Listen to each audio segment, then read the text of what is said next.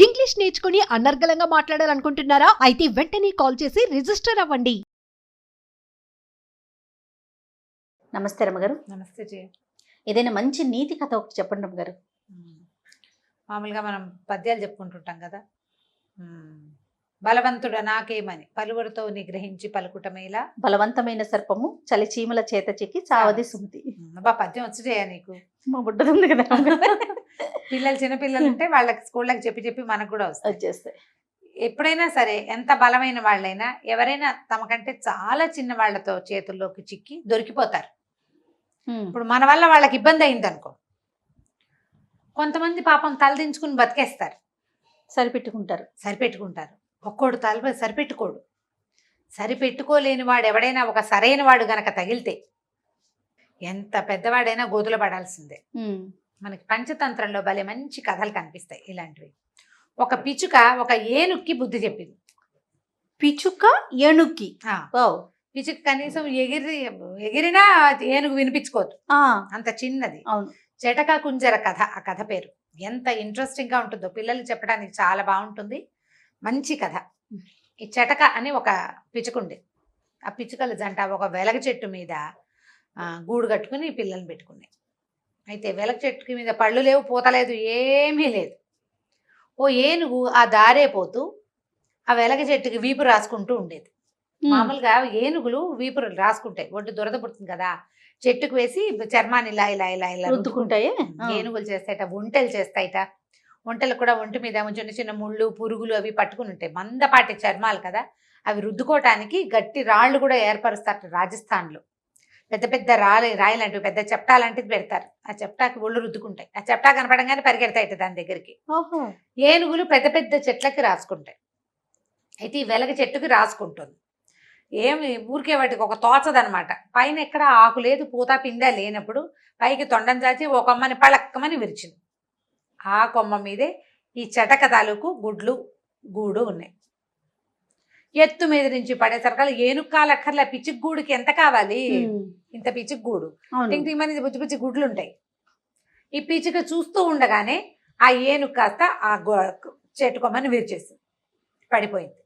దాని కాలు పడలేదు కానీ దాని అదురుకి ఆ గుడ్లు కాస్త పగిలిపోయినాయి. చెటక ఏడుస్తూ నుంచుంది. అయ్యో నా గుడ్లే ఇంకా 4 రోజుల్లో పొదిగి పిల్లలు కాబోతున్నాయి అని చాలా దుఃఖించింది. మొగుడిని తిట్టి పోట్లాడింది. మొగ చెటకని తిట్టింది అనమాట. తిట్టి నీకేం బుద్ధి లేదా, నీకు ఇది లేదా అది లేదా, మరి ఏనుగు ఇలా వచ్చి చేస్తుంటే దానికి బుద్ధి చెప్పవా, నీ పిల్లల్ని ఎవరన్నా చంపేస్తుంటే తండ్రివి నువ్వు ఇలా బాధ్యత లేకుండా ఉంటావా అంతే. ఏనుగునేం చేస్తామే మనము అన్నాడు. అయినా సరే దుఃఖం తీరలా, ఏడుచుకుంటూనే ఉంది. అయితే ఒక ఈగ వచ్చిందట, వీణారవ దాని పేరు. ఉయ్ అంటుంది ఈగ, తెలిసిందే కదా మనకి, జోరీగలు అంటారు. గుయ్యో అని శబ్దం వస్తుంది. అది వచ్చి ఏమి చెటక ఏడుస్తున్నావు, ఏమైందే, ఎందుకే అని అడిగింది. అడిగేసరికల్లా చెటకంది బండ ఏనుగు, దొంగ ఏనుగు, దాని దుంపదేగా అది వచ్చి నా గూడుని పడగొట్టింది. ఒట్టి పుణ్యానికి అక్క, పైన ఏమీ లేవు, నీకు ఏదో చెట్టు కాయ ఉంది, పిందుంది, లాగి ఏనుగు తినాలనుకుంటుంది. ఎండుకట్టెలాగా ఉన్న ఆ చెట్టు మీద నేను కార్నర్లో చిన్న గూడు పెట్టుకుంటే నా గూడు పోన్లే పిచ్చి గూడు ఉంది ఎందుకు అనుకోవద్దా పెద్దది, తోచక లాగేసింది నా గుడ్లు. ఇంకో 4 రోజుల్లో పిల్లలు అవ్వాల్సిన నా పిల్లలు సర్వనాశనం అయిపోయింది అని ఏడ్చింది. ఎక్కడికి వెళ్ళినా ఈ ఏనుగుల బెడత తట్టుకోలేకపోతున్నాం, ఈ ఏనుగుకి మరీ గీరా అన్నది. అనేసరికల్ ఈ వీణారావు ఏం చేసింది, తన ఫ్రెండ్ ఇంకొక వడ్రంగి పిట్ట దగ్గరికి తీసుకెళ్ళింది. దాని పేరు గుర్తులేదు, దానికి కూడా ఇలాంటిది ఏదో ఒక పేరు ఉండాలి. ఆ వడ్రంగి పిట్ట దగ్గరికి తీసుకెళ్తే ఇది మాట్లాడుకున్నారు. చెప్పుకుంది, దుఃఖం ఏముంది చెప్పుకున్న కొందికి. అవునవును. చెప్పుకునేసరికల్లా ఈ వడ్రంగి పిట్ట అంది, మరి నాకు ఒక ఫ్రెండ్ ఉన్నాడు మేఘనాథుడు, అతని పేరు కప్ప, వాడి పేరు గుర్తుంది, కప్ప పేరు గుర్తుంది, వడ్రంగి పిట్ట పేరే నేను మర్చిపోయా. పర్వాలేదండి. ఈ మేఘనాథుడి దగ్గరికి వెళ్దాం, మేఘనాథుడు మంచి ఐడియా ఇస్తాడు, ఈ ఏనుక్కి బుద్ధి చెప్పాలి. ఓకే. మేఘనాథుడి దగ్గరికి పోయారు. వెళ్తే కబుర్లు చెప్పుకున్నారు కాసేపు. తర్వాత ఈ వీణారావ ఈ వడ్రంగి పిట్ట ఇద్దరు ఇతనికి చెప్పారనమాట ఆ మేఘనాథుడికి, నువ్వు ఏదైనా సహాయం చేయగలవా, ఏనుక్కి బుద్ధి చెప్పాలి అనేసరికల్లా మేఘనాథుడు అన్నాడు, అయ్యో అదెంత పని, పాపం ఎవరి పిల్లల చావుకైనా కారణమైన ఏనుక్కి బుద్ధి రావాల్సిందే, దాని సంగతి చూద్దాం అని చెప్పి ఏం చేసింది, అది అడవంతా తిరిగి ఒక బాగా బురదుండి నీళ్లు ఎక్కువ లేని ఒక చెరువుని కనిపెట్టింది. కప్పలు నీళ్ళు ఎక్కడ ఉంటే అక్కడికి తిరుగుతూ ఉంటాయి కదా, అవును. అక్కడికి వెళ్ళి ఏం చెప్పిందంటే, ఓ పని చేయండి, ఏనుగు ఈ వైపు నడిచొస్తూ ఉంటుంది. నడిచొస్తుంటే నేను ఈ చెరువు దగ్గర, ఈ నీళ్లు లేని దగ్గర కూర్చుని బెకబెకమంటాను. నా ఫ్రెండ్స్ని కొంతమందిని తెస్తా, మేమందరం అరుస్తాం. కప్పలు ఎక్కడ అరుస్తాయి? నీళ్ళు ఎక్కడుంటే అక్కడ అరుస్తాయి. నేను అరిస్తే నేను నీళ్లు ఉన్నాయి అనుకుని ఏనుగు వచ్చేస్తుంది. ఈ లోపల ఏం చెయ్యాలి? ఈ మొదట వీణారావ ఉంది కదా, వీణ లాంటి శబ్దం చేసేది, గుయ్యి అంటుంది. దాని పేరు కూడా అందుకే పెట్టారు, వీణ మోగినట్టు మోగుతూ ఉంటుంది అనమాట, గుయ్యి అంటుంది.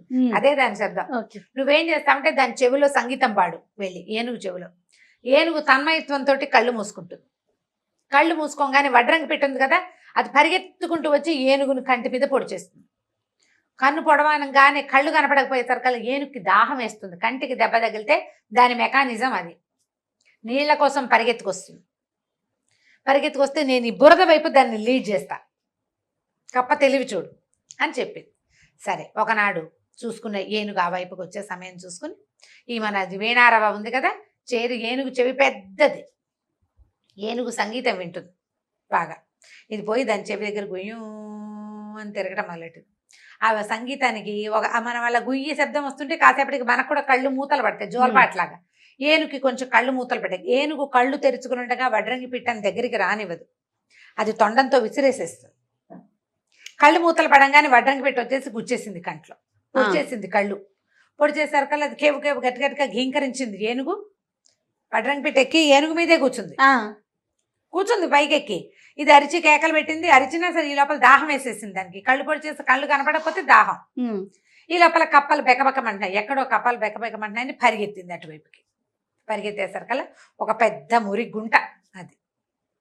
ఏనుగు చూసుకోకుండా, కళ్ళు కనిపించట్లేదుగా, కంట్లోంచి నీళ్లు గారిపోతున్నాయి, కళ్ళు మండిపోతున్నాయి, కన్ను నొప్పిగా ఉంది, దాహం వేస్తోంది, టెన్షన్గా ఉంది. బురద నీళ్ళు తాగిస్తుందా? తాగలేదు, బురదలోకి దిగింది. అయ్యయ్యో, దిగంగానే కూరుకుపోయింది బురదలో.